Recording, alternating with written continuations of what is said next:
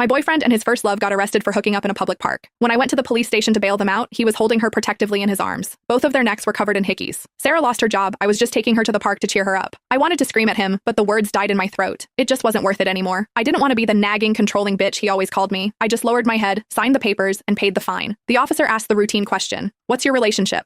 I glanced at Steve Ross, who was still clinging to Sarah Quinn, and sneered, "We're roommates." My fingers flew across my phone screen, sending a text to my father. "Dad, I agree to the arranged marriage you mentioned. I'll be home on Christmas Eve." It was pouring rain when we left the station. I finally managed to hail a cab and had just pulled the door open. Steve shoved me aside, pulling Sarah into the back seat. He looked back at me, his tone matter-of-fact. "I'm taking Sarah home first. She's really shaken up after being in a police station. You can just get another cab." I looked at Sarah in the back seat. She looked anything but shaken up. In fact, there was a smug little smirk playing on her lips. "Get your own cab," I said, my voice cold. "This one's mine." Steve's face instantly darkened. "Why do you always have to be so aggressive, Leah? Is it that hard for you to be considerate? I already told you, Sarah was just upset about her job, so I took her out to clear her head. Those people misunderstood." The evidence was overwhelming, yet he could still spin such a ridiculous lie. It was almost impressive. He could say something so full of holes with such confidence for one reason only. He knew I loved him. Before I could reply, he squeezed into the back seat next to her and snatched the umbrella from my hand. The cold rain soaked through my clothes, and I shivered. "This is all your fault for being so late. You have no idea how embarrassing that was for us. You go home first. I'm going to stay with Sarah for a bit." Sarah leaned toward the window to look at my miserable state, a brilliant smile on her face.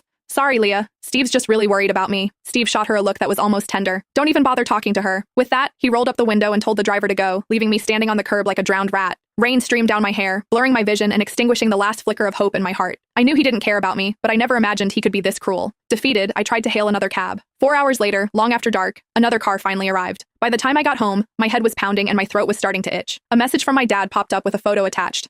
"This is Caleb Vance, the man from the arranged marriage. What do you think?" I barely even saw his face before I typed back, "Perfect." Honestly, I didn't care who it was anymore. 6 years ago, I ran away from home to escape a marriage arranged by my family. I left everything behind and came to Viridia alone. I was broke, with no friends or family. At my lowest point, I met Steve. He had just graduated and was miserable at his job. We found comfort in sharing our troubles with each other. He took me back to his small rented apartment. I thought I had found true love. For the 6 years we were together, I gave him everything. I helped him climb from a junior employee to a top executive in his company. I was the ghostwriter behind every one of his project proposals, the silent partner in every assessment. But every time I worked up the courage to bring up marriage, he'd make an excuse, telling me to wait a little longer. And this is what I got for waiting. Him, cheating on me with Sarah. Now, I was done waiting. I swallowed 2 cold pills and started throwing things away. From under the coffee table, I pulled out a crumpled booklet. It was a collection of flight stubs from Viridia to the UK. The last one was dated 3 days before Sarah returned to the country. Sarah had been studying in the UK all these years, so it turned out he did have time after all. All those missed anniversaries and Valentine's days, he had used business trips as an excuse to be with Sarah, and I was the fool who believed him, thinking he was genuinely too busy. A sharp pain lanced through my chest, a dull, persistent ache, but I couldn't cry.